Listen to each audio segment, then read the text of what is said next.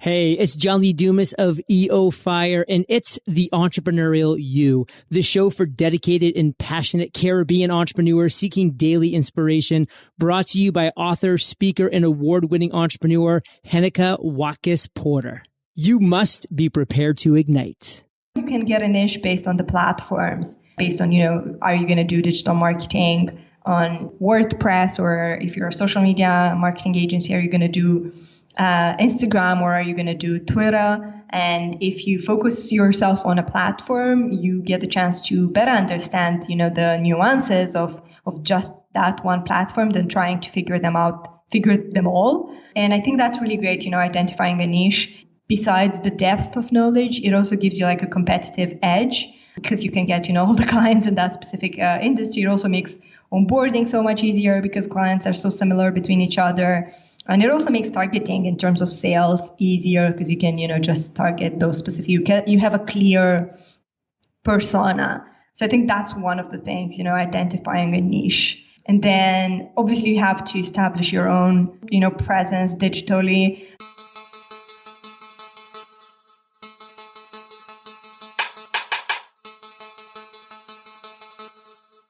Hi, this is Heneka. I'm so glad you took the time to stop by today. In Jamaican parlance, Wagwan. I'm glad to say it there. This episode is sponsored by HenekaWatkis-Porter.com as well as the Jamaica Stock Exchange. Now, on HenekaWatkis-Porter.com, you can visit us for blogs, resources, books, online podcast courses, podcasts, and more. If you are new to the Entrepreneurial You podcast, be sure to check out past episodes with guests such as John Lee Dumas, Patrice Washington, Seth Godin, Richard Branson, Amy Porterfield, and a host of other game changers. We needed to raise capital, but our experience with local financial institutions was that they were cautious and slow to act, and interest rates were far too high.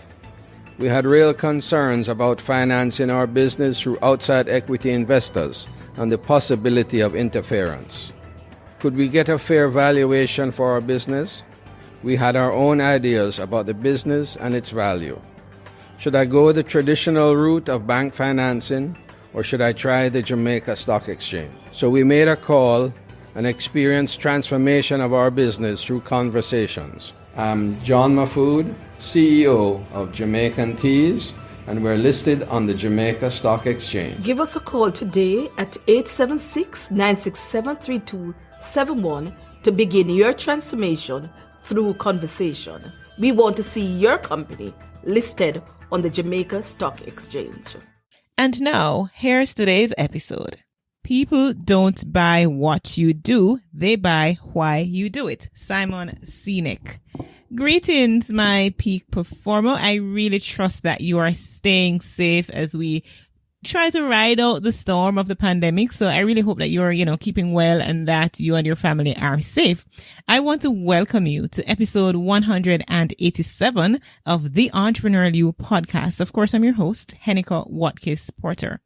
Today's guest is Xenia Montan, and Xenia is the CEO and founder of Planable, a content review and marketing collaboration platform used by over 5,000 teams behind brands such as Hyundai, Christian Louboutin, Viber, and United Nations. Prior to launching Planable, at 20 years old, she built a digital marketing agency and led social for clients such as Coca-Cola. Xenia has been recognized on the Forbes 30 Under 30 list and spoke on the innovation stage at Cannes Lions in 2018. Xenia graduated Tim Draper's Startup Academy in Silicon Valley and took Planable through the Techstars London accelerator in 2017. She's accomplished so much and I'm really proud. She has also published a book, The Manifesto on Content Marketing Teams, and has launched her own podcast, People of Marketing. I am truly elated, looking forward to the conversation that I'm going to be having with Xenia Montan on building a successful digital marketing agency. Welcome, Xenia. Well, thank you so much for having me on the show. It is my absolute pleasure. Before we dive into our conversation on the stated theme that I mentioned earlier, if you could travel to Jamaica tomorrow, what's the first thing you would do? Oh God, that's such a good question. I only ask good questions. God, I don't know. I think I would just, ask, people on the street. I would ask, locals, what's the best place for gelato? That's something. Yes, ice cream. I'm very into that. So yeah, that's the first one. Enjoy gelato and some of, some of the best places. Okay. So let me tell you, you don't have to come and ask anybody. Let me just give it to you right now. It would be Devon House ice cream. Okay. Okay. I mean, it is loved the world over. It is the absolute best. I mean, I can no longer have it because I recently become vegan. So, that's one of the things I absolutely miss. But, that's the best ice cream. So let me just tell you, that's where you would go. That's good to know. So I already have everything I need. You have everything you need. Absolutely. Right. And then you come look for me and all of those stuff. So we just make it a grand thing. All right. So let's get back to business because we haven't even gotten there yet. So building a successful digital marketing agency. Now, Xenia, you have accomplished a lot. Right. And you're pretty young still, right? I just want to hear a little of your background. What was your childhood years like? And when did you recognize that you really wanted to be in digital marketing? I knew I wanted to get into digital marketing since I was a teenager.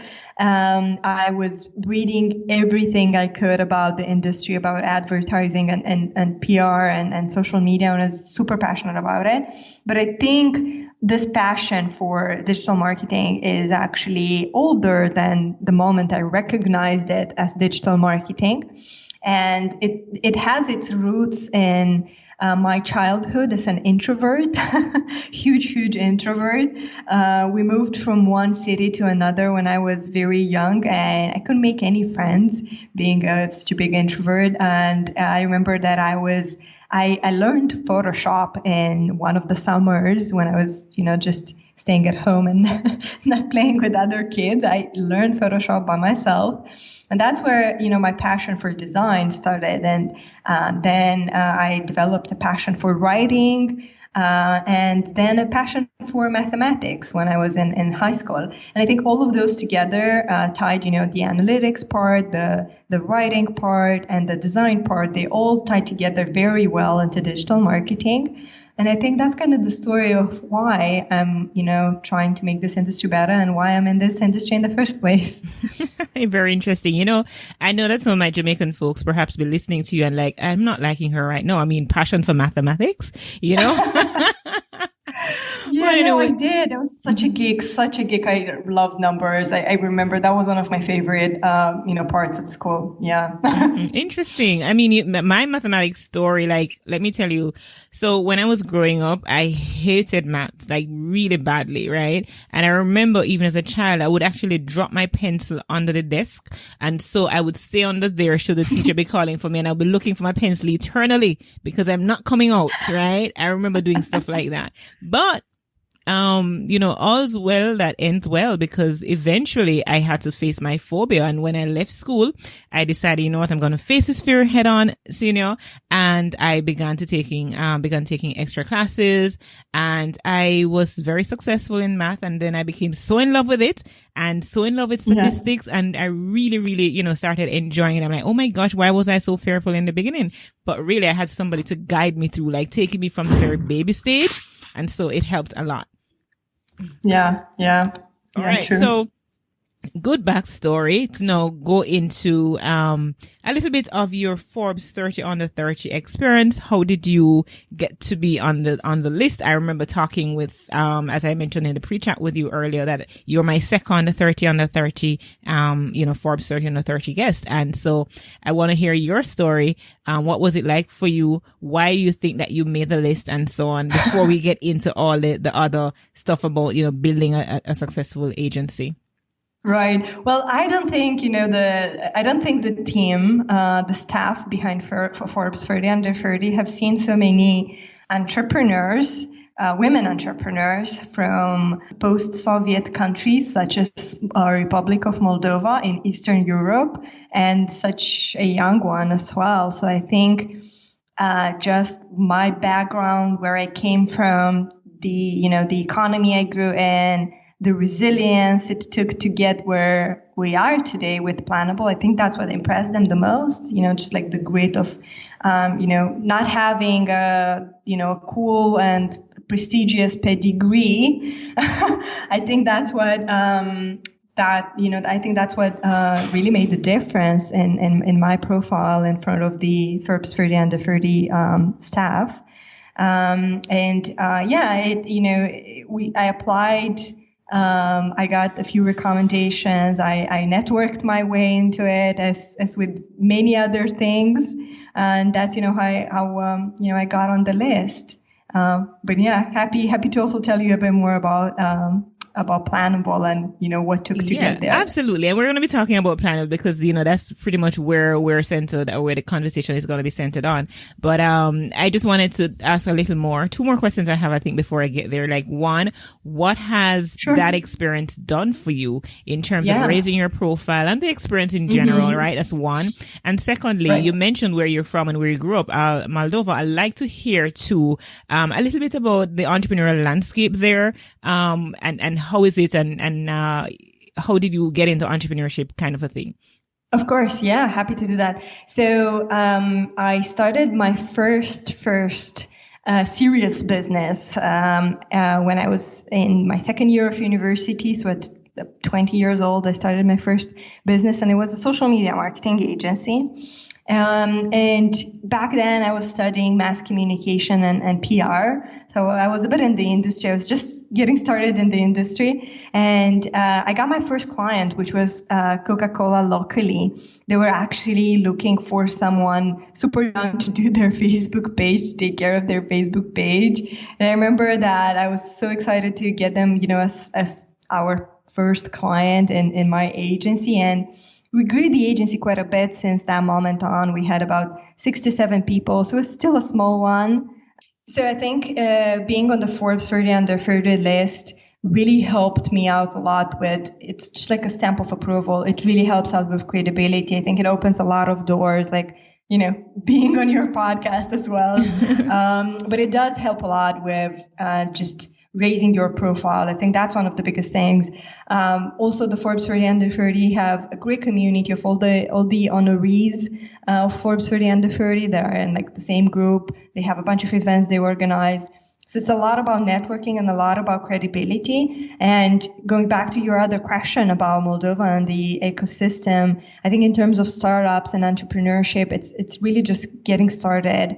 As we speak, it's very early stage. We have great universities, especially tech universities, when it comes to programming and developers. It has super, super good talent. But in terms of like the business side of things, I think it's only now starting out. We only now are, building the ecosystem and angel investors appearing. So it's really in a very early stage, but it's on a very good track. It's on a very good path. I remember when I was starting out, when I was still in the university, there were very few entrepreneurs out there you could look up to, and none of them women entrepreneurs, I have to say. I don't remember one woman entrepreneur back then that I could, get inspiration from. So that was tougher back then. Now I think it's much, much better. Interesting, right? So it sounds pretty fresh in that, there's so much very fresh, right? And it's going to be growing. Yes, and it is exciting. Yes. Yeah, it seems that way. It's always good to be a part of something when it's fresh, and you get to watch it evolve. And so you've even, like, before having this conversation with you, I've actually come across Planable. So I know that you have been doing some amazing work. And now I want to talk with you about that. You had started to get a little into how you kind of started gaining some credibility with Coca-Cola being one of your first clients, and so on. So, because tell me about the involvement of that when you're just handling social for them into that evolving into what Planable is today. Yeah, definitely. So the agency and Planable were two different businesses, very much. So in the agency, I realized one of the struggles, one of the problems all the other agencies are struggling with, and we're solving it with Planable. And the problem was the collaboration part. Today, if you're a digital marketing agency and you're building social media content, you most probably use spreadsheets to plan that content, the schedule of the content of the posts for Facebook and Twitter and LinkedIn. And Planable replaces that. So it's a good way to present work to clients and collaborate on that. And it kind of streamlines the process.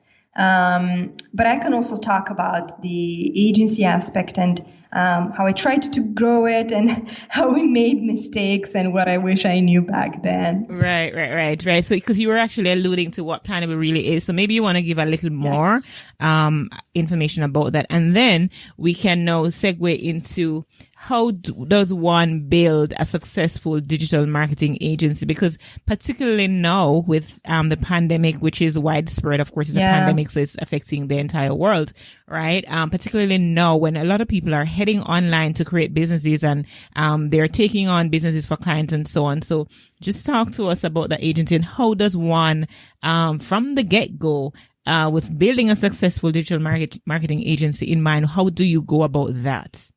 Yeah, 100%. So I think the first step is to identify a niche that you're very comfortable with and you know it very well. And I think that's one of the mistakes that I made. I didn't pick a niche. I didn't pick a side. It was like a generic digital marketing agency. And I think it's very tough to do it right now with all the competition. So you have to build an agency in a niche. And you can pick, a niche depending on the industry. Like I see so many agencies, digital marketing agencies for, the legal industry, for the hospitality industry.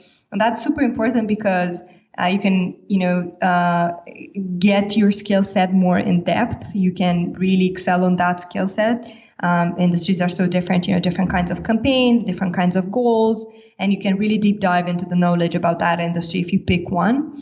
Or you can get a niche based on the platforms, based on, are you going to do digital marketing on, WordPress, or if you're a social media marketing agency, are you going to do Instagram, or are you going to do Twitter? And if you focus yourself on a platform, you get the chance to better understand, the nuances of just that one platform than trying to figure them all.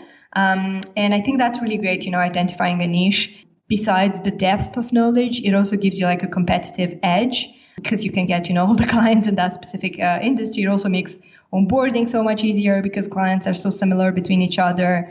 And it also makes targeting in terms of sales easier because you can, just target those specific, you have a clear persona. So I think that's one of the things, identifying a niche. And then obviously you have to establish your own, presence digitally. I've seen so many digital marketing agencies out there that, don't have like proper websites or proper social media marketing. So yeah, that's like they say in Jamaica, they say a shoemaker never have a good pair of shoe.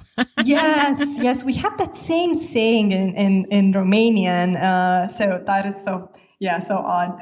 And yeah, you need to be, very focused at building your brand and most often probably building your own personal brand as the founder of that agency or the executive team, depending how big that agency is. In terms of getting clients, I only now realize, looking backwards, how many things I could have done back then and I wasn't doing them. So I want to share a few of those. Yes, please, because that's exactly what I was going to ask you next. How do you find clients for, your digital marketing agency? Yeah, so I was, just preparing for this podcast and thinking about all the things that I could possibly ask, right? Yeah, no, but also all the things I could have possibly done back then. And I was so angry with myself. Why didn't I think about this back then? So I think, one very low-hanging fruit is obviously, if you're only like getting started with your digital marketing agency, a low-hanging fruit is getting on a freelancer website, Upwork and that kind of website.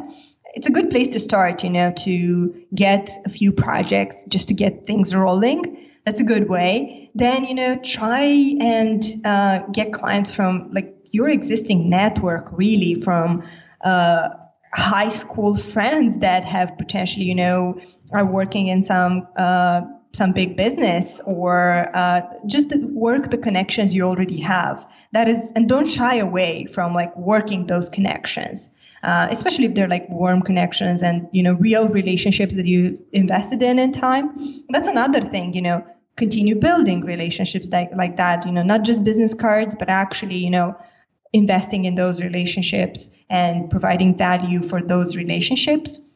Obviously, LinkedIn is such a great place. You need to build your brand, but also just, purely outreaching to people on LinkedIn about their, whatever. Let's say if you're doing social media marketing as an agency, reaching out to them on LinkedIn and, giving them feedback on what they're doing currently with their own pages and what they could improve. So always provide value, whatever you're reaching out, if it's LinkedIn or if it's like Instagram DMs, wherever you reach out to those people, always try to give them some feedback on what they're doing and give them a taste of what it could look like if you would be doing it for them.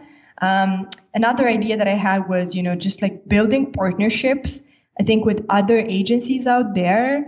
They are doing something different, like not competitor agencies. Let's say if you're doing social media marketing only, you could partner up with web design agencies. And you could, swap or refer clients to one another. And I think another point that I was thinking about was we always want to build, big global businesses.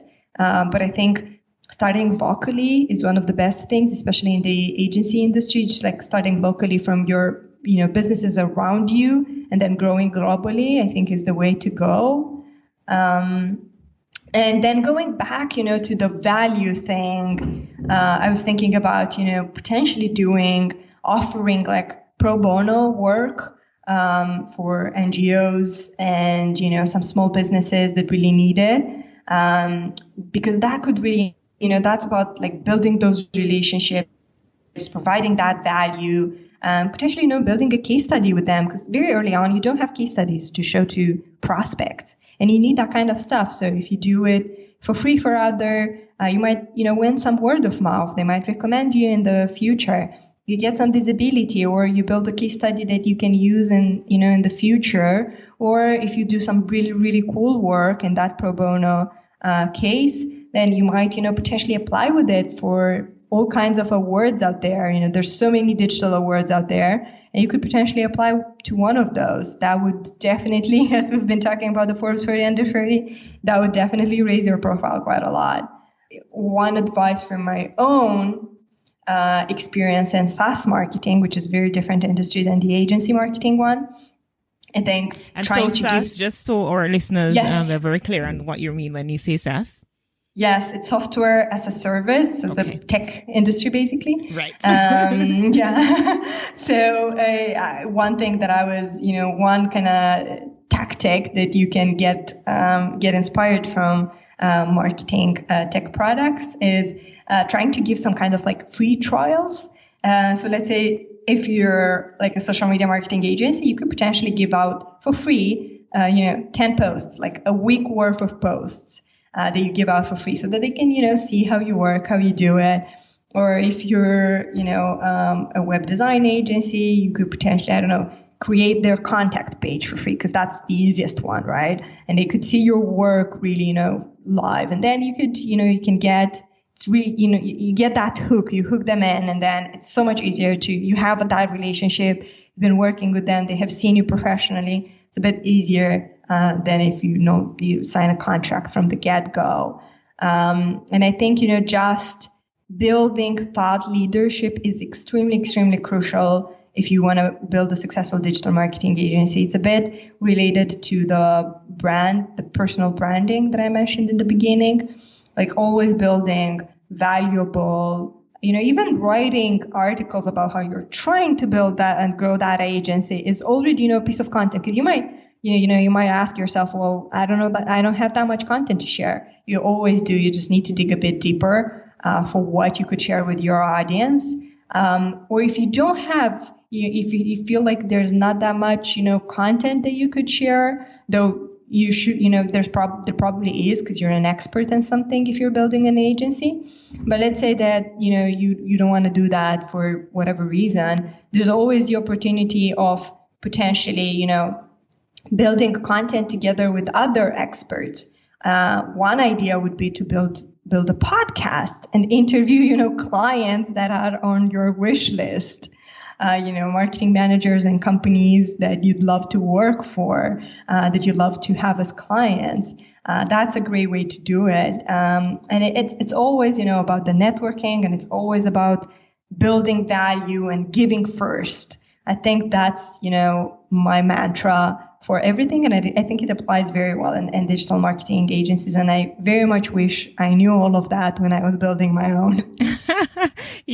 Xenia, you've said so much. Even like there are points I wanted to touch on as well in terms of partnership. You actually went into that, which is, because that is so important. So many times we're building stuff and we think that we have to do it alone. And so when we bring a partner on board, when we partner with others, when we can go so far by ourselves, but we can go much further when we have others with us. So I'm glad you touched on that, and you've touched on so many other salient and poignant points. So we are pretty much at the end of our conversation. Well, I'm glad I managed. Yeah, you did that, right? And so I want to get from you as you wrap, because I'm seeing where Planable is complementing the digital marketing agency that you have. So I want you to kind of wrap with that, as well as share your contact details and the freebie, the giveaway that you have for my community. Yes. So we talked about all of that, how to grow your clients, but imagine you have 20 clients, you're a social media marketing agency, and you've really, really grown it. And now in terms of managing and working with your clients, Planable really helps out with the communication with the clients, sharing the social media content calendars that you're building with them, getting feedback and getting approvals from them. So it's really a tool that helps social media marketing agencies and clients collaborate better. And if you have any questions around growing a digital agency, or my experience with my former agency, or if you have any questions around Planable, you can always find me on LinkedIn. I hang out a lot there, and I'm happy to connect with everyone. And we have also prepared a small coupon for you guys, a small discount for Planable. If you want to give it a try, we prepared together with Heneka a small discount. So you can just use the code entrepreneurialu30, and you're going to get a 30% discount for 3 months for Planable if you want to upgrade after the free trial. Awesome sauce. Awesome. Of course, you're on LinkedIn a lot. Thank you so much, Xenia Montan. It has been my absolute pleasure.